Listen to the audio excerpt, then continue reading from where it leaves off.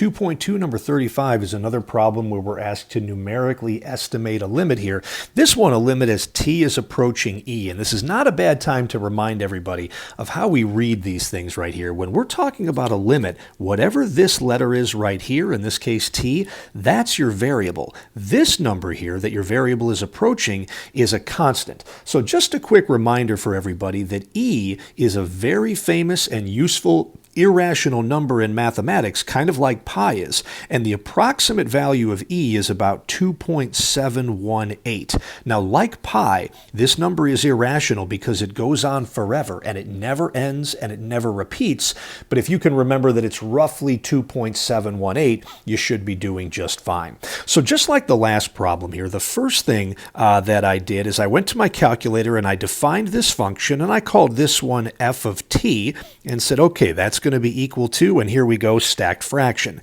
t minus, but now I got to warn you guys about something, and I'm not sure if we've talked about it yet. When you want to put in an e, obviously that's what I'm going to write here, but you cannot just use the e letter button at the bottom of your calculator on the keyboard between D and F. That the calculator treats as a variable, no different than the A or B or C button.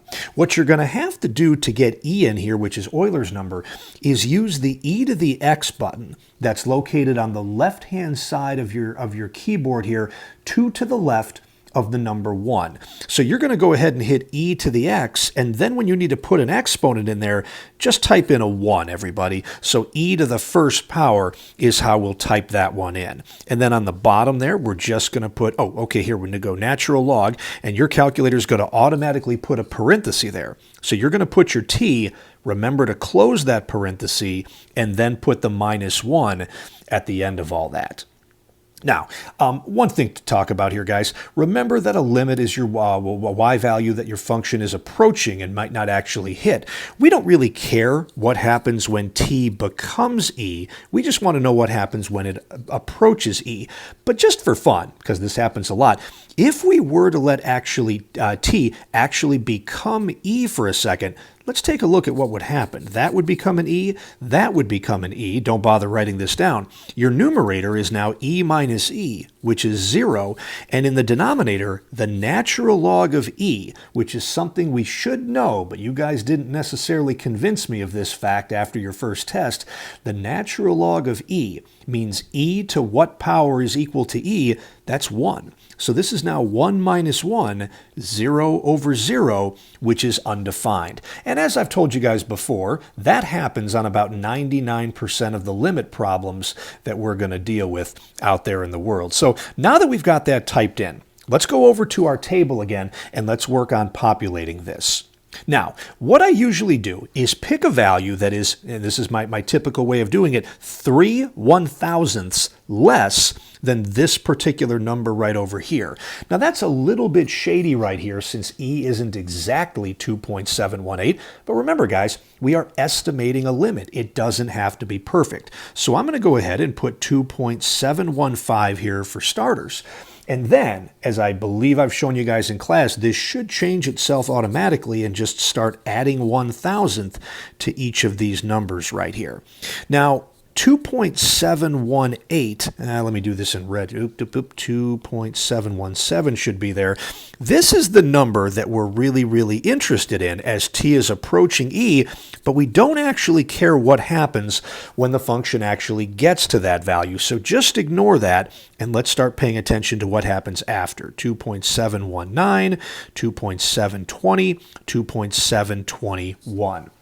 So I think I've got this in there, and I think, yeah, since I still called this function f, it looks like it updated everything automatically. And some interesting things happen here, guys. My first y value I've got is 2.71, oh boy, looks like 664, and there's more, and I'll leave it at that. Then I've got a 2.71714, a 2.71764, okay, got it. I don't really care what happens when t is actually equal to e, but let me keep going down now. At 2.719, I get 2.718 2.71964. That sounds familiar. At the next one, I get 2.719140. Okay. And then I get 2.71964, blah, blah, blah. So let's read this now, guys. As t is approaching e, really from the left, our y values look like they're converging towards, well, not really an integer. Not 2, not 3, not anything clean like 2.5 or 2.75, but look at what they seem to be getting closer and closer to. Then when I look at the other end of the table, as t seems to be approaching e from the right, my y values are now moving up this way, and I've got the same problem.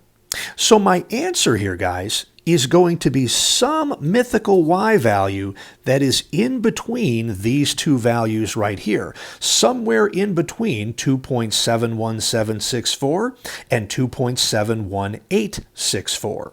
So here's the deal, guys. Since on this problem we're supposed to be estimating our limit right here, there really isn't just one right answer. If you guys give me any y value that is in between these two values right here, I'm going to give you credit for that. But what I'm really hoping you guys would notice is that somewhere in between 2.71764 and 2.71864 is this magical number right over here, 2.718. The actual answer to this question here, guys, is E. But since the directions are asking you to estimate, anything between these two would have been acceptable as well. So it might have been smarter just to put 2.718, for example, which is the approximation we usually use for E.